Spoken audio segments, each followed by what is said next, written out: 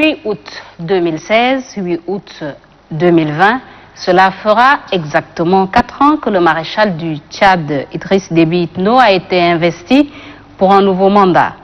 Dans son projet de campagne, la qualité de vie a été au centre de sa vision. On ne peut pas parler de qualité de vie sans parler de l'habitat, de l'éducation, de la santé, la réussite sociale ou économique, la réalisation de soi, l'harmonie avec soi et les autres. Pour en parler, nous avons sur ce plateau 3 invités. À ma droite, Madame Fatime Amsissane Lamana, secrétaire générale de l'Association des femmes commerçantes et chefs d'entreprise. Bienvenue, Madame Fatime. Merci beaucoup. Juste à côté, Monsieur Abdelgad Abderrahman Koko, qui est le secrétaire général adjoint de la plateforme Tchad d'abord. Bienvenue. Merci. Et à ma gauche, Monsieur Kadr Saleh Kana, le coordonnateur de l'ONAGES. Bienvenue. Merci. Tout de suite, nous commençons par que pensez-vous du climat, par exemple, des affaires au Tchad? Si vous prenez toute cette tranche dont vous venez de parler, de notre côté, c'est vrai, nous sommes toujours dans une période de crise. Et en plus, à cette crise s'ajoute une sévère pandémie. Donc, le climat des affaires, nous ne pouvons pas dire qu'il est favorable, parce que tout cet impact est très délicat et très difficile à relever. Mais toutefois, des efforts sont en train d'être faits. Par-ci et là, le secteur privé est en train de s'organiser pour d'abord, premièrement, comment faire pour accompagner aussi la politique du chef de l'État pour pouvoir sortir de cette crise qui sévit depuis quelques années chez nous, mais aussi pour améliorer la qualité de ce climat des affaires. Il est très difficile de dire actuellement quel est l'état précis du climat des affaires au Tchad parce qu'il est impacté par plusieurs facteurs négatifs, dont effectivement la crise et puis la pandémie du Covid. Oui. Nous avons eu plusieurs forums qui se sont succédés dans notre pays, à savoir déjà à commencer par le PND à Paris, le forum Tchad-Russie ici au Tchad, le forum du monde arabe. À la fin de toutes ces rencontres, beaucoup d'engagements et de contrats ont été signés. À ce jour, le Tchadien lambda attend à ce que naissent des entreprises ou être embauché quelque part pour réduire également en tant soit peu le taux de chômage. Où en sommes-nous? C'est une question à plusieurs portées, hein, Ouais. parce que sur le plan jeune, je crois qu'il y a 2 ou 3 projets qui sont installés ici et ça fait l'objet d'appel à la candidature, ce qui a fait bouger un peu la jeunesse. Et certains projets, la plus grande partie provient du ministère des Plans, qui sont bien indiqués à peut-être développer de plus. Mais en ce qui concerne la jeunesse, je crois que le ministère de la Jeunesse a été impliqué dans le PND. Ils sont surtout partie jeunesse. Donc il y avait des projets de jeunes que le ministère a pu mettre en place. Donc ça a eu peut-être un peu par rapport à la crise dont la sœur venait de parler. PND après Covid est arrivé, avant Covid il y a la crise, après Covid est arrivé, donc ça c'est un peu les difficultés. Ça crée des difficultés de telle manière que maintenant on ne peut plus se regrouper et créer quelque chose. Donc peut-être qu'après ça, peut-être que ça va redémarrer, je crois. Oui, mais en ce qui vous concerne, au niveau de la jeunesse, Oui. qu'est-ce qui est fait? Bon, il y avait le stade, par exemple le stade de Mandiafa, qui est un projet de 50 milliards de francs CFA que le chef de l'État a posé la pierre en août dernier. Donc c'est déjà un grand projet. Donc des exemples types qui peut recruter 200 jeunes tchadiens. Et c'est un projet de 4 ans. Donc voilà des cas spécifiques. Actuellement même, le ministère a déployé plus de 15 personnes pour le suivi des travaux. Donc voilà un exemple type de projet. Et au niveau d'Abéché aussi, il y a un projet de construction des stades. Donc les équipements sont déjà en place. Donc voilà les projets que je peux citer, quelques projets que l'on peut citer. Au niveau de la plateforme Tchad d'abord, qu'est-ce que vous pouvez nous dire? D'accord, merci. Déjà, je voudrais remercier l'ONAMA pour cette opportunité qu'elle nous offre d'échanger autour de l'actualité. Alors, dans le fond, la plateforme Le Tchad d'abord, c'est une initiative qui regroupe plusieurs organisations de la société civile, mais qui décident de focaliser beaucoup plus leur action sur la valorisation du Tchad. Aujourd'hui, au vu de la crise que notre pays a eu à traverser depuis quelques années, au vu de l'impact que la pandémie a eu, nous nous sommes rendus compte que dans tout ce qui est initiative visant à valoriser le pays, tout ce qui est enclenché comme action de l'État, etc., il y a eu un certain ralentissement. Et c'est là où il a fallu revenir un peu à nos fondamentaux qui consistaient à consolider le lien entre les filles et les fils du pays, à comprendre que nous avions un patrimoine en commun, quelque chose qui nous liait. Et c'est dans cette solidarité-là que nous pouvons forger notre résilience et traverser cette période de crise-là. Madame Fatimé, si vous étiez un médecin, après avoir posé un diagnostic dans le climat des affaires, quel traitement administrez-vous aux malades? Oui, bon, en tant que, évidemment, personne impactée aussi, oui. Malade aussi. Bien sûr. Donc, moi, je pense que nous étions sur le chemin. Nous étions sur le chemin. Après le PND, après vous avez cité tous les grands forums auxquels nous avons assisté, moi aussi personnellement. Nous étions déjà sur le terrain parce que les annonces qui ont été faites au PND commençaient à prendre du chemin. Et notre dernière rencontre avec le ministre du Plan la semaine passée nous a même confirmé qu'il attendait même une évaluation, qu'on puisse vraiment se retrouver ensemble encore pour voir qu'est-ce qui a été fait et qu'est-ce qui reste à faire. Mais sinon, il nous a aussi confirmé que certains projets étaient déjà même en bonne voie. Et de l'état embryonnaire du secteur privé, nous sommes maintenant en gestation. Donc ça signifie que nous sommes sur un chemin d'organisation. Nous nous organisons mieux, nous nous réunissons mieux.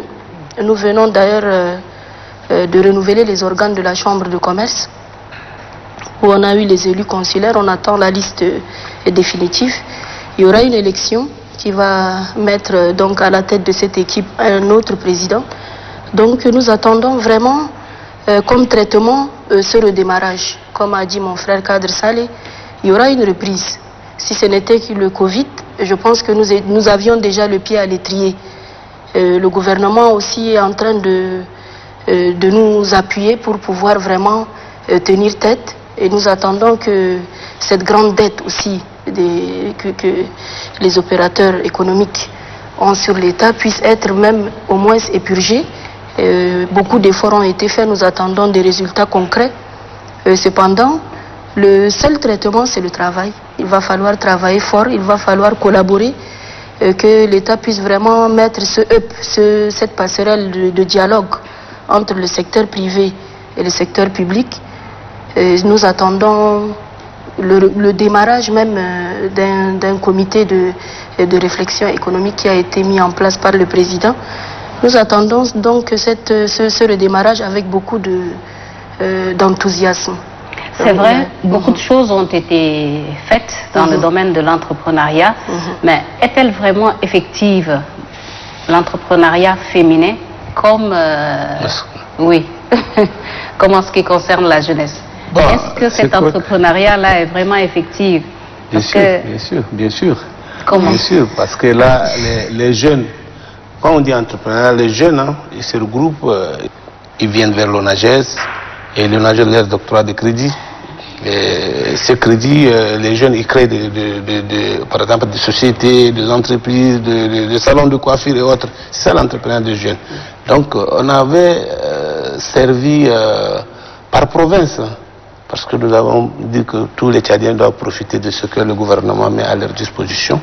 Donc nous avons servi 19 provinces.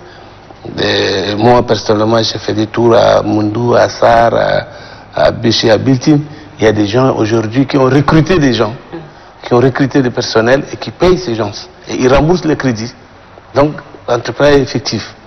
Et je pense que ça a créé même plus de 1600 emplois. Aujourd'hui, les jeunes entrepreneurs qui ont commencé avec une personne, deux, ils sont à 3, 4 employés. C'est ça l'entrepreneuriat des jeunes. Et dernièrement, le chef de l'État a renforcé cette capacité en créant effectivement l'entrepreneuriat des jeunes qui est logé dans les poules bancaires. Ouais. Donc, je pense que c'est déjà bon. La question qui reste, c'est accompagner ce dernier fonds-là pour que les jeunes comprennent où se trouve ce fonds.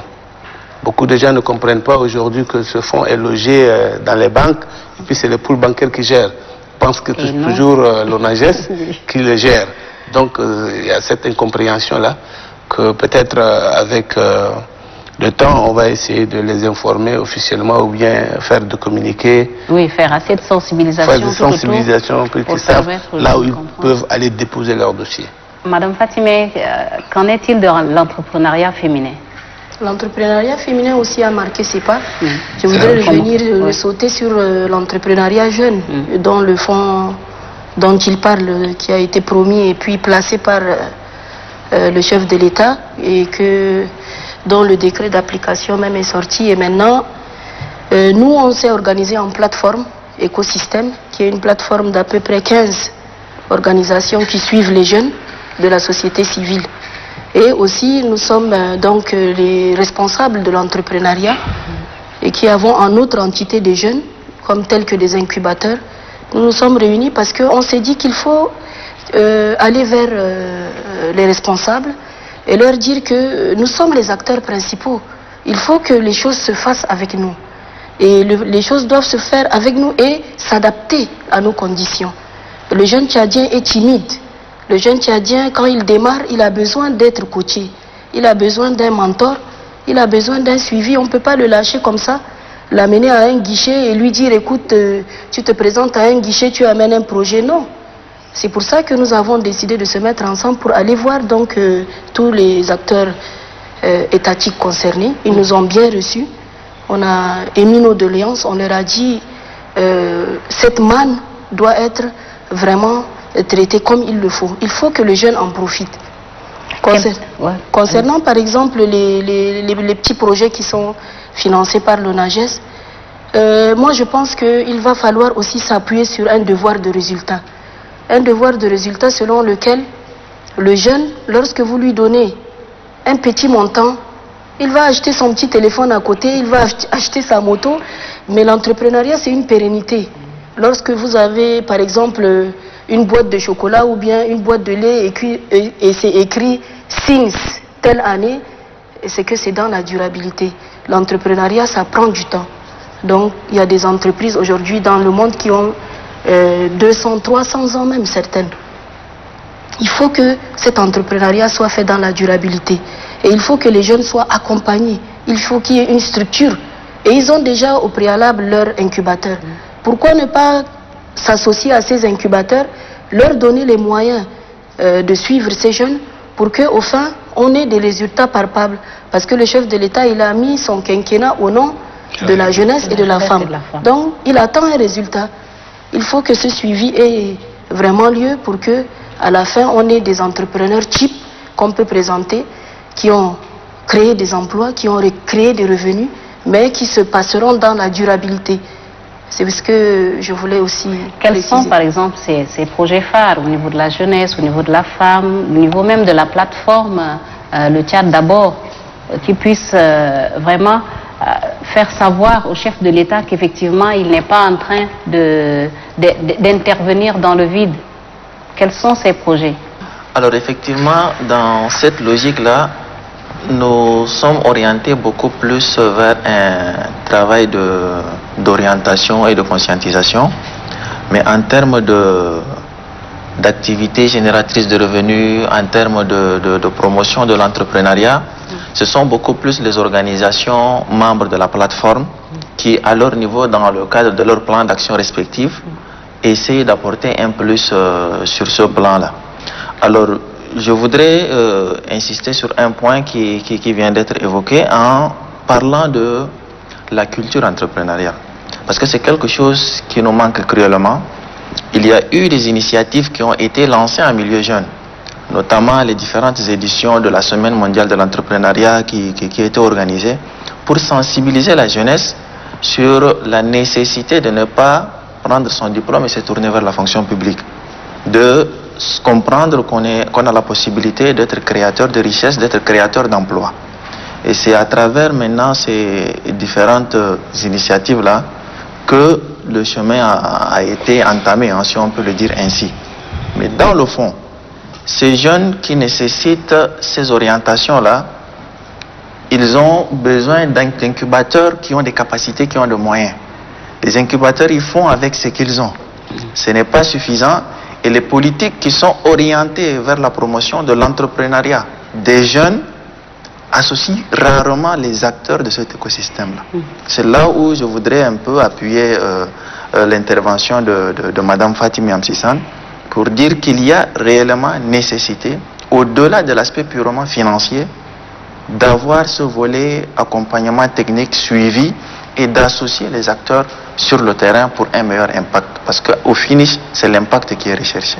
Vous l'avez tous dit, effectivement, aujourd'hui, celui qui n'a rien, entre guillemets, ne peut pas entreprendre. Il lui faut absolument peut-être un mentor quelque part, comme elle l'a dit. Mais pour ceux qui n'en ont pas, ils font comment? Ou même pour avoir accès à ces fonds, il y a encore des conditions. Oui. Il y a des conditions, mais ce qui est bon, on informe. Et l'information, il y a une direction de communication qui informe. Par exemple, si nous voulons aller à Hadjar Lamis, nous informons au gouverneur de Hadjar Lamis. Il faut communiquer aux jeunes que voilà, il y a tel groupe qui viendront former des jeunes. Donc, eux, à leur tour, ils vont dispatcher dans les départements et les départements informent les communes et ils font la sélection des jeunes, ils les amènent, nous on les forme. Une fois formés d'abord, ces jeunes, peut-être 300, ils vont faire la formation, mais on retiendra que quelques têtes. Et ceux qui déjà ont gagné quelque chose dans la formation, qui peuvent monter leur projet, c'est ceux-là qu'on va essayer de les appuyer. Et les restants, il faut encore répartir pour trier. Souvent, ceux qui font la volonté, on les appuie. Mais ceux qui ne font pas des efforts, ils attendent peut-être que l'argent va venir comme ça, c'est un peu difficile. Mais sinon, l'information passe d'abord par le gouverneur de la province et ça descend jusqu'aux communes. Donc, je pense que pour l'information, il n'y a pas de souci. Je dirais, quelle serait la santé du vivre ensemble? Parce que c'est ça aussi qui permettra aux uns et aux autres de se mettre ensemble pour pouvoir entreprendre. Qu'en pensez-vous? Je voulais aussi rebondir sur la question que vous aviez posée tout à l'heure sur les projets, parce que je la trouve très importante. Il y a le jeune tchadien est créatif, et la femme aussi. On a mis jeunes et femmes parce que moi je pense que c'est un peu pratiquement la même balance, parce que la femme aussi, concernant l'entrepreneuriat, elle est encore très timide. On essaye de lui mettre le pied à l'étrier. Nous, ce que nous connaissons le mieux, c'est le commerce. Et les différents secteurs d'activité où nous excellons, c'est surtout l'agriculture. L'agriculture, l'élevage. Donc, ce sont les mamelles de l'économie du Tchad. Mais aussi, les femmes sont de plus en plus dans les nouvelles technologies. Il y a plusieurs femmes qui excellent aussi dans ce domaine. Les femmes aussi sont dans tout ce qui est artisanat, tout ce qui est transformation. Mais le seul problème, c'est que nous, au Tchad, nous sommes des consommateurs de produits finis. Nous importons à 90%. Pratiquement. Pour une meilleure solution, je pense qu'il va falloir lancer une campagne du consommer local. Il faut que nous réapprenions à consommer et à avoir confiance en nos propres entrepreneurs. Parce que quel est l'intérêt de faire une éclosion d'entrepreneurs? Il faut créer le besoin. Il faut qu'il y ait les consommateurs pour ces produits. Et si ces consommateurs ne sont pas adaptés ça va poser problème. Il y aura un surplus de production et il y aura un problème de commercialisation qui va se poser. Donc, en ce qui concerne les projets sont plus axés sur l'agriculture, l'élevage, les différentes occupations que nous avons actuellement. Vous voyez qu'il y a les vendeuses qui sont en train de circuler. C'est un grand impact dans la société. Parce que ces femmes que vous voyez avec un plateau sur la tête, elles nourrissent des familles. Et c'est le secteur informel. Oui, et ce secteur est très important, il va falloir le prendre en compte. Quelles sont les facilités alors pour pouvoir créer une entreprise, minime soit-elle? Pour se formaliser, moi je pense qu'il y a tout ce qu'il faut déjà que l'État a créé au niveau de l'ANI. L'État a diminué même le temps. Exactement. Avant pour créer une société, il te faut 2 à 3 mois. Aujourd'hui, c'est 7 jours. C'est 7 jours, même pas. Hein, parce que le gouvernement a vu que les investisseurs ne viennent pas, les affaires ne tournent pas, les gens qui veulent créer, on leur complique. Je crois qu'il y a une loi qui a été votée à l'Assemblée et puis maintenant tout est possible. Mais vous, si vous voulez, vous partez à l'ANI, guichet unique et puis ça passe. Donc c'est en moins de 10 jours, hein, moins de 7 jours. Oui. Là, il y a quand même une autorisation d'exercer le commerce et puis après ça suit. Maintenant, comment faire? Il faut avoir un partenaire ou bien je ne sais pas. Absolument. Voilà, quelqu'un qui s'y connaît. Sinon, moi je pense que du côté des gouvernements, tout est mis à notre disposition, nous les jeunes. Maintenant, il faut qu'on attrape ça. Chacun peut tirer profit de ce que le gouvernement a mis à sa disposition et puis faire avancer les choses. Sinon, les gens ne comprennent pas. Aujourd'hui, je vois des gens qui font des autorisations de fonctionner en ville. Ils ne viennent pas là parce qu'ils n'ont pas d'informations, parce qu'ils pensent qu'au niveau de mairie ou quelque part, des délégués de quartier, ça peut se faire délivrer. Voilà, ils doivent te délivrer un document alors que c'est facile de venir au niveau du commerce et puis vous obtenez en une semaine votre document officiel. Et il y en a aussi qui ne savent pas tout simplement. Oui, là aussi, on a toujours cherché à communiquer avec les jeunes comme la plateforme Tchad qui regroupe assez des associations. De jeunes, Donc, et puis CNCJ aussi qui sont là souvent avec l'ONAGES. S'il y a quelque chose, on les informe bien qu'ils ne sont pas opérationnels comme avant. Mais vraiment, je pense que lui, il est bien placé pour nous expliquer. Il faut maintenant que l'ONAGES collabore avec les femmes aussi. Bien sûr. Oui, c'est toujours une branche importante. Nous avons financé le projet de l'AI, de Doyon. Les femmes ont fabriqué maintenant des trucs au niveau de market moderne, tout ça là. Il y a les produits locaux là, tchadiennes, des femmes, des groupements de femmes. Oui. Nous avons financé assez de groupements de femmes. Donc elles ont produit des choses, elles nous ont amené même des échantillons qu'on utilise à la maison, l'ail, oignon, beaucoup de choses. Hein. Donc moi je pense qu'un jour vous invitez les femmes là, des groupements, ou bien vous faites un tour vers l'ONAGES, on va faire une table ronde, on va inviter les femmes que nous on a vraiment financées. Elles vont elles-mêmes parler, échanger leurs difficultés. Toutes ces choses, quoi, je voulais dire ça.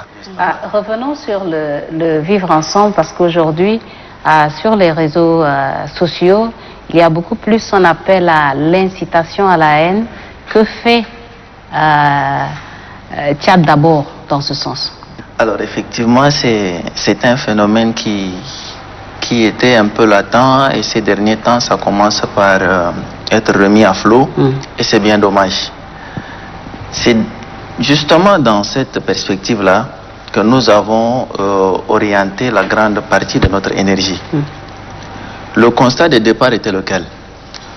Nous, en tant que Tchadiens, nous passons notre temps à montrer une image négative du Tchad. Chose qu'on ne voit pas ailleurs. Si vous voyez nos voisins, les Camerounais disent, bon, Cameroun, c'est l'Afrique en miniature, voilà, etc. Mais nous, voilà, par exemple, quand il pleut, on va filmer là où il y a de la boue, ça ne marche pas, on dit, voilà le Tchad. Alors qu'ailleurs, ils voient ce qui est bien pour l'afficher. Et nous nous sommes dit, bon, Si déjà à notre niveau, il n'y a pas cette volonté de valoriser l'image du Tchad, parce que c'est aussi notre image, qui va le faire à notre place. Et c'est à partir de là que nous nous sommes dit, comment est-ce que cette logique qui nous lie en termes de valorisation du Tchad là, peut nous conduire à dégager des fondamentaux qui lient tous les Tchadiens, au-delà de leur région, au-delà de leur religion, au-delà de leur ethnie ou toute autre considération. Cette situation, elle a été abordée dès les premiers pas de la plateforme. Nous avons au sein déjà de nous des associations qui ont des représentations même ailleurs. Et en perspective, nous comptons déjà installer nos différentes cellules. Mais en termes de communication, nous avons montré effectivement que ceux qui sont en train aujourd'hui de véhiculer ces messages de haine, lorsqu'on enlève cette dimension haine, ils n'ont rien d'autre à proposer. Et c'est ça qui est dommage. Parce qu'il y a plusieurs aspects transversaux sur lesquels on pourrait se focaliser, qui pourraient cristalliser un peu notre attention commune en termes d'intérêt général et qui pourraient nous permettre d'avancer. Donc c'est un canal qui est utilisé pour véhiculer de la haine et nous avons constaté que ce n'est pas en bloquant ce canal-là qu'on va résoudre le problème. C'est temporaire, mais avec le temps, ça va s'effriter. Il faut véhiculer par le même canal là, ce message d'amour, ce message de rapprochement pour créer une dynamique opposée. Ça nous permettra de neutraliser et de faire comprendre aux gens qu'il n'y a pas simplement la haine qui va créer des centres d'intérêt et regrouper les gens en sous-entités, mais qu'il y a des éléments communs qui vont nous permettre d'aller dans le fond. Et c'est là où les responsabilités, très sincèrement, sont partagées. En termes de l'action de l'État, qui est là aujourd'hui pour garantir la sécurité de tout le monde, qui est là pour garantir la justice sociale, pour garantir l'équité, mais aussi au niveau de la population qui doit s'approprier cette problématique-là, inculquer ces valeurs de vivre ensemble-là, à nos enfants, à notre entourage, pour que lorsqu'il y a un message de haine qui arrive, il y a ce bouclier de l'unité là qui le bloque.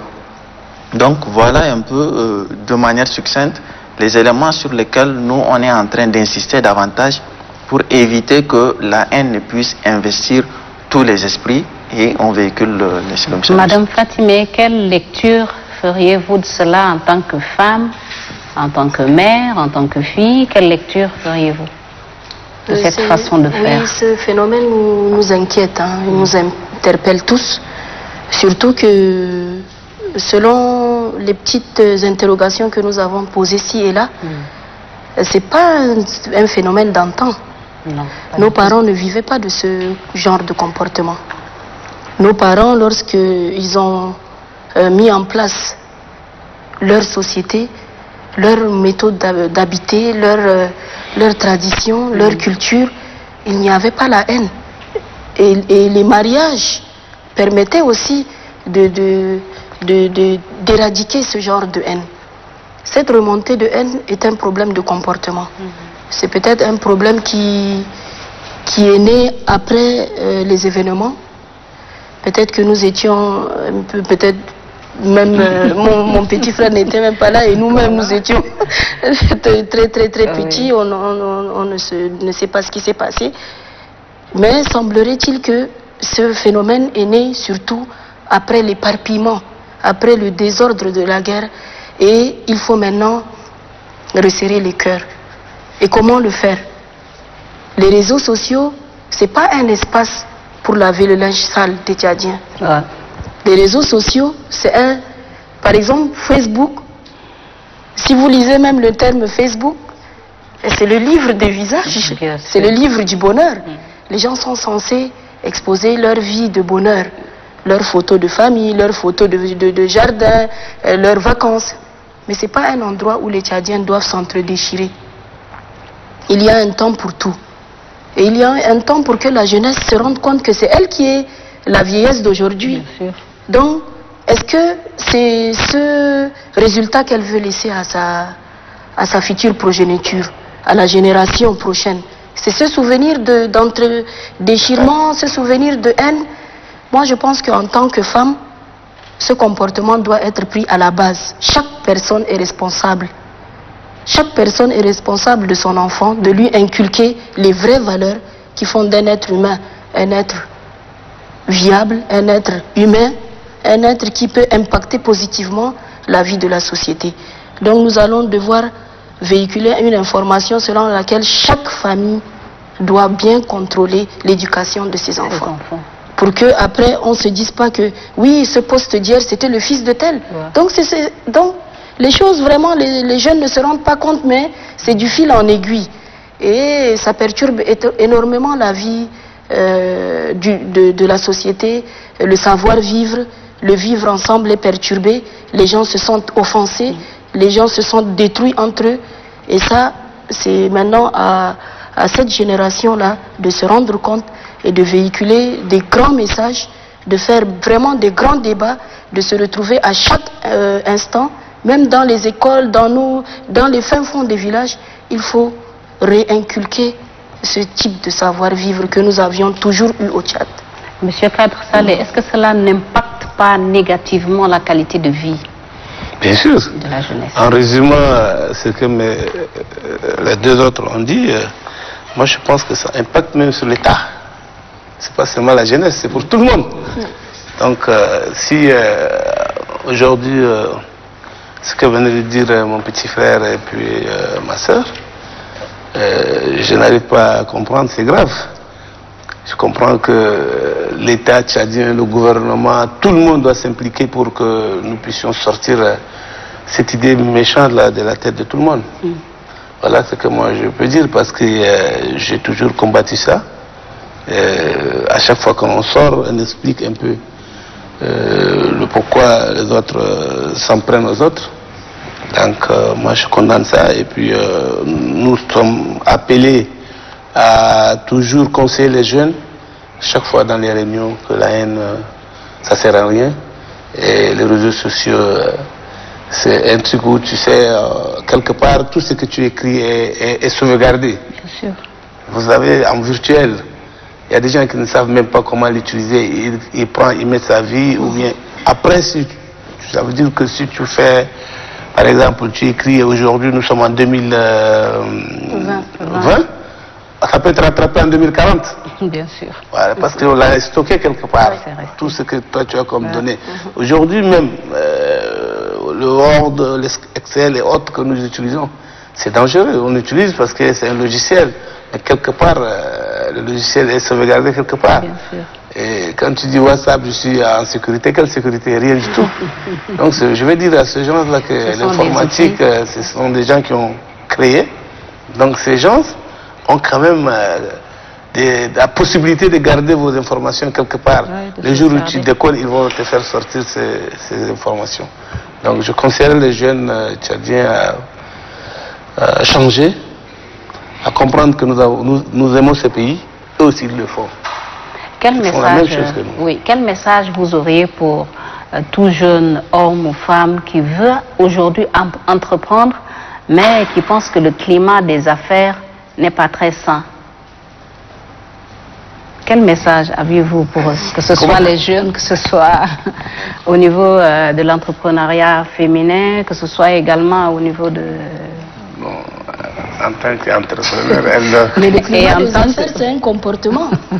C'est un comportement aussi. Hein, il n'y a pas de vecteur qui évalue le climat des affaires aujourd'hui dans le monde. On a le doing business, mais il se réfère toujours à ce qui se passe, par exemple, chez nous. Et le climat des affaires, c'est un comportement. Quand un investisseur vient, hein, et que vous lui dites, oui, chez moi, ça va pas, mon pays, ça va pas, mais qu'est-ce que vous voulez qu'il écrive? Votre indice va descendre. Le linge sale doit se laver en famille. Voilà, il faut que le climat des affaires, nous le discutions entre nous, mais pour en trouver des solutions. Mais quand les gens viennent pour nous poser, par exemple, des questions, il faut que nous sachions comment... parce que c'est un peu notre faute aussi, si les choses ne vont pas bien. Et c'est nous. L'État, c'est qui? Pourquoi on l'écrit avec grand E? Si tu te rappelles de nos cours de philo. Et l'État, c'est nous. C'est le petit contribuable là, qui se réunit pour constituer l'État. Donc, chaque personne doit vraiment être interpellée. Moi, je voulais compléter concernant les entrepreneurs, ceux qui pensent que le climat. Aujourd'hui, en Afrique centrale, le Tchad est le seul pays en sécurité. N'est-ce pas? Un peu partout, il y a des problèmes. Donc, si aujourd'hui tu attends, tu vas attendre quand pour faire les affaires? Tu vas attendre quand? Il faut prendre des risques. L'État a mis tout à votre disposition. Il vous dit, vous avez ONAPE, vous avez ONAGES, vous avez ANADER, vous avez beaucoup de sous-tutelles, des institutions que le gouvernement a mis à notre disposition. Vous allez dire que non, j'attends. Tu vas attendre quand pour venir investir? Alors que tu n'investis pas. Tu vois, dans quel pays on te donne l'argent pour aller je ne sais pas.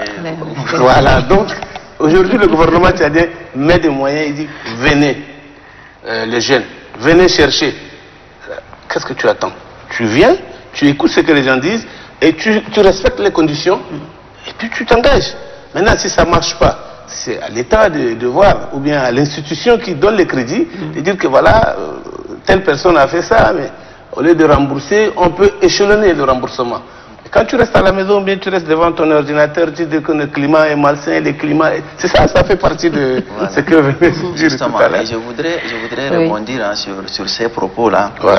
pour parler d'un concept. Je ne sais pas si vous l'avez entendu, le concept EZF. Pour certains, voilà, c'est un mythe, pour d'autres, voilà, c'est la solution, c'est-à-dire entreprendre à 0 franc. C'est une initiative qui est venue de la Côte d'Ivoire. Son fondateur, c'est Dr Samuel Maté. Il est venu même faire quelques formations ici au Tchad. C'est pour montrer aux jeunes qu'ils peuvent commencer sans nécessairement attendre un financement extérieur. C'est-à-dire commencer avec ce qu'ils ont. Aujourd'hui, notre vision... S'il vous plaît, commencer avec ce qu'ils ont ou commencer à partir de rien? Voilà, à partir de ce qu'ils ont. Mais c'est un concept. Ça peut être rien du tout. Bah, Rien que la pensée, rien que l'intelligence, rien que la tête, ils peuvent faire des vacations, en tout cas ça dépend. Alors je m'en vais un peu l'illustrer. Oui. Nous avons une compréhension un peu étriquée de la notion d'entrepreneur. Pour nous, c'est celui dont l'entreprise est logée dans un immeuble avec un gros véhicule, un grand bureau et tout. Alors que le cordonnier que vous voyez en train de passer, c'est un entrepreneur. Bien sûr. Alors donc, refaire ce qu'on appelle le scale down, revoir tout ce qu'on a comme objectif là au niveau minimal, voir comment commencer. Aujourd'hui, quelqu'un qui prend juste son mouchoir avec un seau d'eau qui va rester dans un parking, il peut se faire 1000 francs, 1500 francs par jour en lavant les véhicules. Ça constitue déjà un début de capital. Donc, c'est un concept qui contribue déjà à rassurer les jeunes pour leur faire comprendre qu'il n'y a pas nécessité d'écrire, de demander 50, 20 millions pour commencer quelque chose, mais il faut savoir commencer avec ce qu'on a. Ça peut être le savoir-faire, ça peut être les connaissances, etc. et initier quelque chose. Donc, lorsqu'on part à partir déjà de ce principe, il y a une grande dispersion, ou comment dirais-je, il y a une manière de propager cette culture-là. Et au fur et à mesure, lorsque maintenant ils ont commencé quelque chose de basique, les structures comme l'ONAGES qui sont là, ils voient quelqu'un avec ses moyens, il a pu déjà asseoir quelque chose. C'est une personne qu'on peut déjà financer. Il vient appuyer. Exactement, et qui peut évoluer dans ses activités. Et donc, je voudrais juste nuancer lorsqu'on a dit que l'État a déjà mis tout à la disposition, voilà, pour se lancer. C'est bien vrai, mais ce n'est pas suffisant. Ce n'est pas simplement une question de moyens, mais il y a aussi ce climat des affaires là qu'il faut assainir, et la question du fisc aujourd'hui frappe beaucoup d'entreprises. Lorsque les entreprises sont créées, tout ce qu'il y a à payer, etc., c'est vraiment contraignant, et donc pour la plupart des entreprises, après 2 ans, elles disparaissent parce qu'elles n'arrivent pas à joindre les deux bouts. Donc il y a l'aspect financement, il y a l'aspect accompagnement technique, coaching, mais il y a aussi l'aspect instrument qui assouplissent ces mesures fiscales-là. Et c'est à partir de là que les investisseurs extérieurs vont voir effectivement que lorsqu'ils injectent leurs fonds, il y a la possibilité de ne pas être trop durement impacté, de recruter et de laisser un impact dans le pays. Parce que personne ne vient investir pour partager à 50-50 et après il repart avec rien. Personne ne va le faire. Donc c'est toute une chaîne qu'il va falloir harmoniser, et c'est vraiment important, et c'est même une recommandation que nous pourrons faire, c'est vraiment important que l'État puisse s'appuyer sur les structures qui sont sur le terrain, qui sont en train aujourd'hui d'orienter les jeunes là, pour voir quelles sont leurs attentes et comment régler une fois pour toutes cette réticence de la jeunesse vis-à-vis de l'entrepreneuriat, parce qu'au-delà du fait que l'on ait parlé, par exemple, du recrutement de 20 000 jeunes à la fonction publique, l'État ne pourra jamais absorber tout ce monde-là. Il faut nécessairement le secteur privé qui prospère à côté pour créer l'équilibre.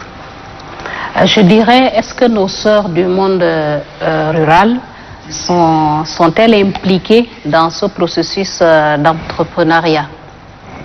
Sont-elles soutenues, accompagnées dans ce processus-là? Énormément. Comme je vous dis, le secteur d'activité où les femmes excellent, c'est surtout l'agriculture et l'élevage.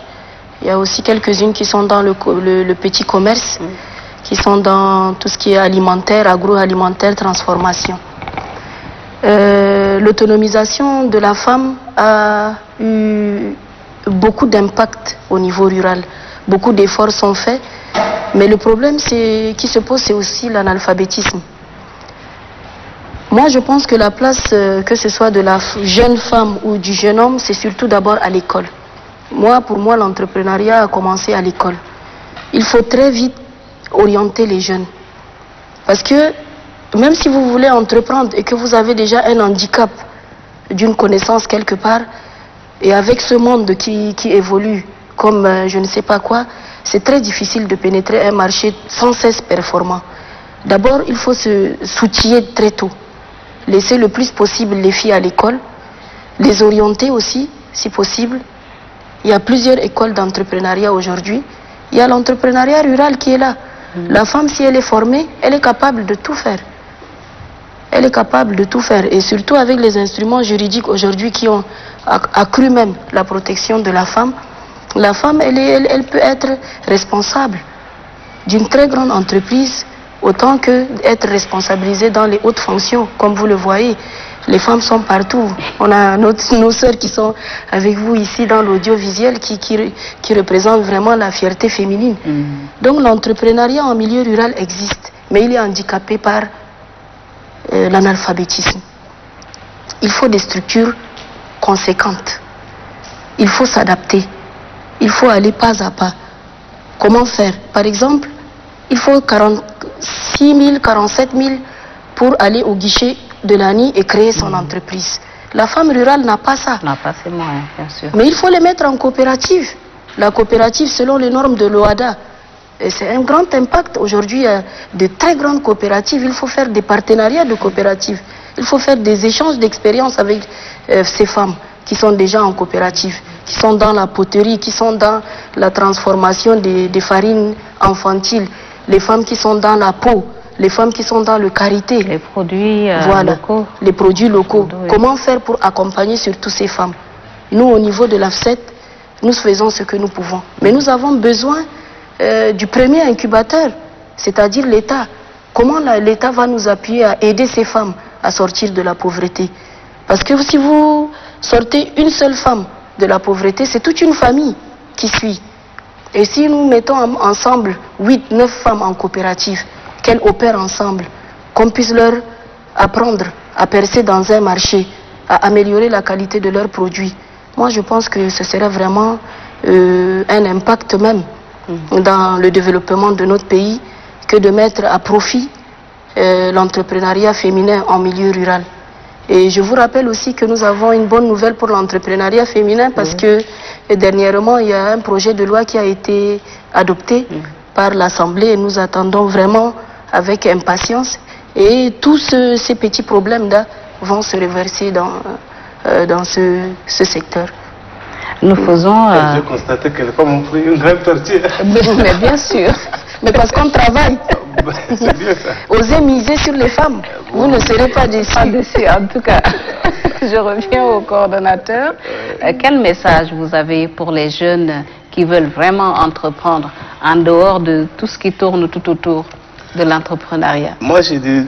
Pour vraiment les inciter à d'abord, je dis aux jeunes de remercier le maréchal, le président de la République, Idriss Déby Itno, d'avoir mis tout son temps à penser que sur la jeunesse tchadienne.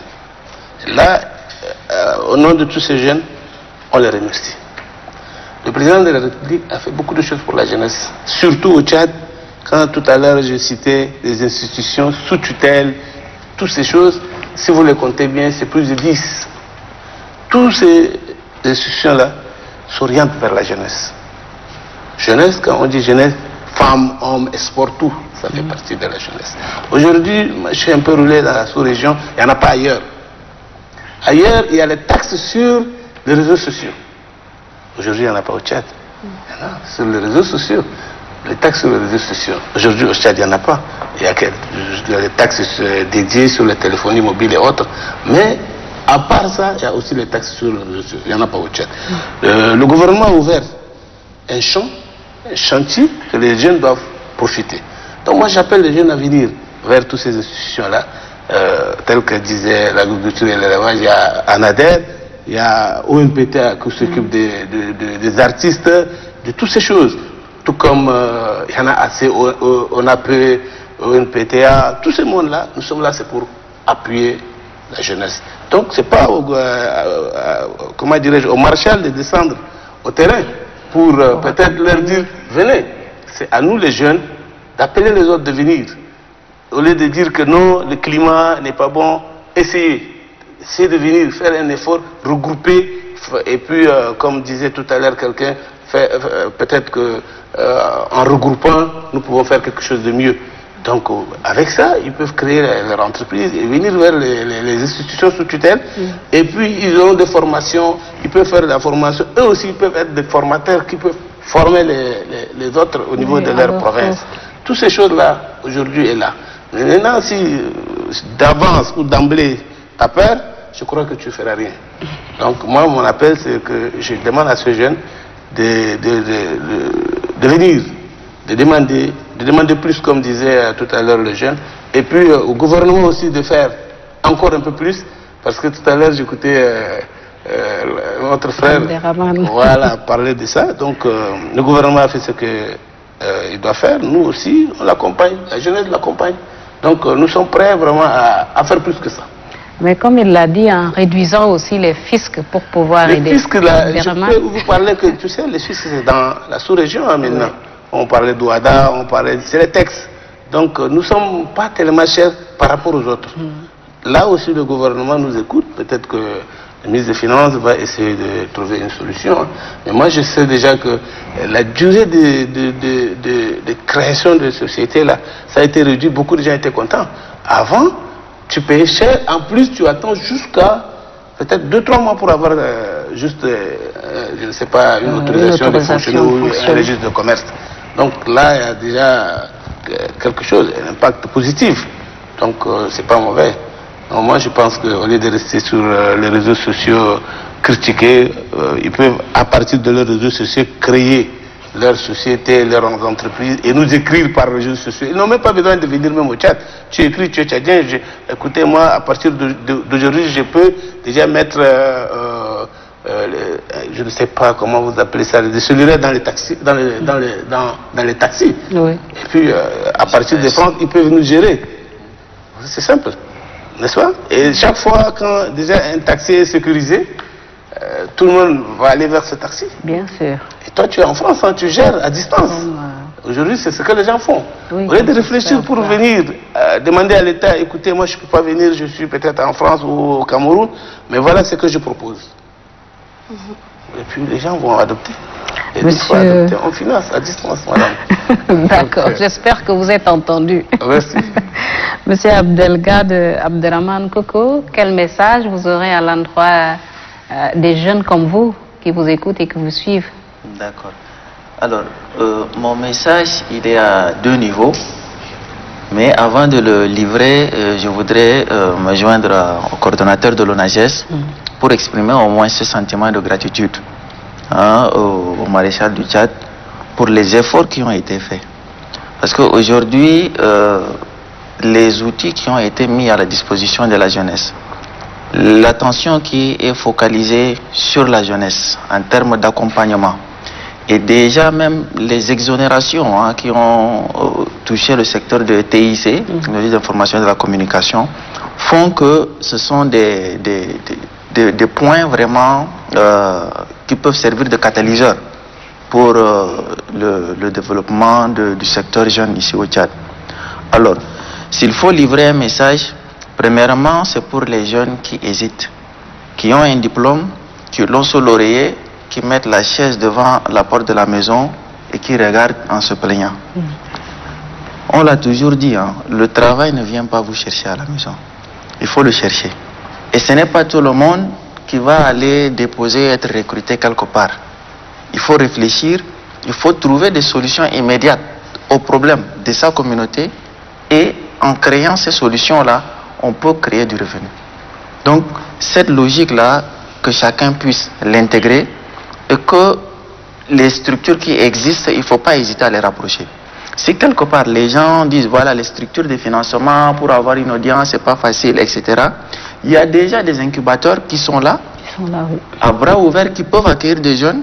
Rien qu'avec une idée, vous pouvez rentrer et ressortir déjà avec même peut-être un business plan. Donc, c'est des cadres qui sont là, il faudrait les exploiter et il ne faut pas être dans cette logique attentiste. Il faut franchir le premier pas. Le deuxième niveau porte sur cette question de vivre ensemble. Parce qu'il y a Saïb Erkat qui disait, hein, il vaut mieux discuter dans la frustration pendant 5 ans et trouver une solution que d'échanger des balles pendant 5 minutes. Et il avait raison. Lorsque nous rentrons dans cette logique belliqueuse, nous sommes en train d'attiser une flamme qui va non seulement détruire notre pays, mais qui va complètement compromettre nos aptitudes individuelles à prospérer. On a un acquis et on l'oublie, c'est-à-dire la paix et la sécurité dans laquelle nous sommes. Tellement que nous y sommes habitués, nous avons oublié que c'est un trésor qui est là.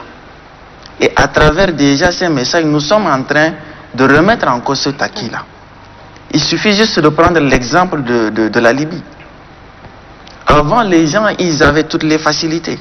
Aujourd'hui, quitter un quartier, aller à un autre, mais il faut traverser des guérillas. Donc, nous ne souhaitons pas arriver à ce niveau. Et nous sommes jeunes, comme le disait ma soeur Fatima Amsissan tout à l'heure. Nous n'avons pas vécu ces événements-là comme acteurs. Nous ne les avons pas vécus en tant que personnes matures, hein, qui savaient comprendre. Mais ceux qui ont vécu nous ont relaté le calvaire que le pays a traversé. Et le regrettent amèrement d'ailleurs. Voilà. Et donc, il ne faut pas absolument qu'on vive cela pour comprendre. Il faut qu'on anticipe. Et c'est là où on est obligé de nous rendre à l'évidence. Le Tchad du nord au sud, de l'est à l'ouest, ce sont des concepts géographiques. Même si on coupe le Tchad en deux, nord-sud, il va toujours y avoir un nord et un sud au nord. Il va toujours y avoir un nord et un sud au sud. Donc, il faut faire avec. Il faut comprendre que nous avons comme nationalité le Tchad, la nationalité tchadienne, et voir ce qui nous unit. Regardez les aspects culturels. Par exemple, 2-3 provinces voisines qui ont la même culture. Donc ces frontières-là, ce sont juste des tracés pour permettre à l'administration de mieux gérer le territoire. Mais ça ne crée en aucun cas une fracture entre des frères ou des communautés. Donc ce message-là, il faudrait que l'on se l'approprie, que l'on comprenne qu'on n'est pas obligé d'arriver à une situation critique pour se repentir et revenir parce qu'il risque d'être trop tard. Donc dès maintenant, nous devons rectifier le tir et le Tchad de demain, il se construit maintenant. C'est pas parce qu'on est jeune qu'on va attaquer les vieux et allumer le feu. Aidons-les à gérer le pays là ensemble. Madame Fatima. Oui. Vraiment, je suivais avec tout cœur ce qui se dit. Qu'est-ce qu'on peut dire de plus? Pratiquement que nous devons vraiment être solidaires parce que seul on ne pourra rien. Et concernant les femmes, moi je dis il faut toujours oser innover. Aujourd'hui le monde est en perpétuel développement. Et si nous voulons nous adapter, il n'y a pas d'autre moyen que d'être organisé et d'être performant. Nous avons tout ce qu'il faut pour travailler. Il faut qu'on se mette au travail. Et l'État est là, l'appareil de l'État est là. Vous avez vu, nous les femmes par exemple, on a bénéficié beaucoup pour ces dernières périodes. Ouais, tu le connais. Je dois le reconnaître, j'en suis fière. Et beaucoup d'organisations maintenant parlent d'entrepreneuriat. Beaucoup de grandes ONG ont même formé des dizaines de milliers de jeunes à l'entrepreneuriat et des femmes. Donc nous avons même profité d'un grand événement qui a été la parité, dont nous remercions nos dirigeants pour cet acte solidaire qui a donné un boost au travail de la femme. Et pour moi, il faut absolument se mettre au travail, tout simplement. Il faut s'adapter, utiliser les outils que nous avons en main. Nous avons toutes les chances de réussir. Si les autres l'ont fait, pourquoi pas nous? C'est des êtres humains qui ont créé le téléphone, qui ont créé l'électricité, qui ont créé tout ce que nous utilisons aujourd'hui. Pourquoi pas le Tchadien? Le Tchadien, il est créatif. Il est créatif, il faut qu'il mette à profit sa création, sa capacité de création pour faire du Tchad dans un pays où il fait bon vivre. Et pourquoi s'entretirer?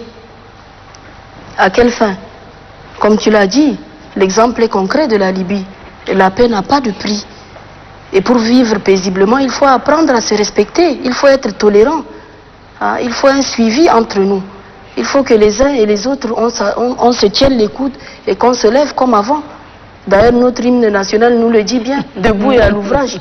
Donc, qu'est-ce qui se passe? Moi, je ne comprends pas ce comportement. J'espère qu'il est momentané et que tout de suite, il va quitter nos esprits et qu'on va se remettre pour que demain, on développe quand même cette patrie qui nous est chère. Le développement, il se fait aujourd'hui et on le dit durable. Donc, il faut absolument mettre les jalons d'une nation prospère et d'une nation solide et il faut préserver cette paix qui est là depuis 30 ans. Les réseaux sociaux aujourd'hui, on les utilise, c'est pourquoi? Parce qu'il y a la liberté. S'il n'y avait pas la liberté, mais la liberté n'exclut pas les sanctions. Bien sûr. Il y a des institutions qui sont spécialisées pour sanctionner toute cette haine qui se passe dans les réseaux sociaux.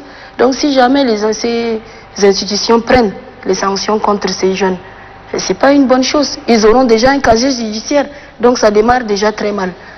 Donc chacun doit vraiment prendre son calme et au lieu de perpétuer des messages de haine, perpétuer des messages de création d'entreprise. Je crois que ce serait mieux pour nous. Qu'on puisse aller de l'avant. Exactement. Merci beaucoup, Madame Fatimé Amsissane Lamana, secrétaire générale de l'Association des femmes commerçantes et chefs d'entreprise. Merci également à Monsieur Abdelgad Abderrahman Koko, secrétaire général de la plateforme Tchad d'abord. Merci également à Monsieur Kadre Saleh Kana, coordonnateur de l'ONAGES.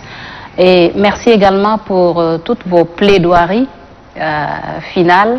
J'espère également qu'elles sont entendues et que tous ceux qui nous suivent en feront bon usage. Amis téléspectateurs, merci de nous avoir suivis. Bonne suite des programmes sur Télé Tchad avec une meilleure qualité de vie. Au revoir.